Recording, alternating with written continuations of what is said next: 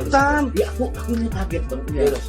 Detik-detik penangkapan dari komika Reza Pardede alias Coki Pardede di kediamannya di Cisauk, Tangerang Selatan. Dalam video amatir yang beredar, Coki terlihat panik saat petugas memasuki rumahnya.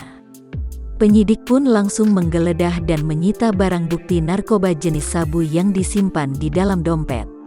Kini Coki Pardede dibawa ke Polres Metro Tangerang Kota untuk pemeriksaan lebih lanjut.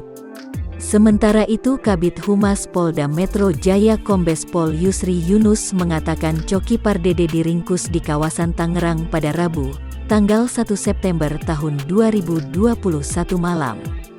Dalam penangkapan ini, polisi turut menangkap satu orang lainnya berinisial WW diduga seorang wanita yang ditangkap bersama Coki Pardede.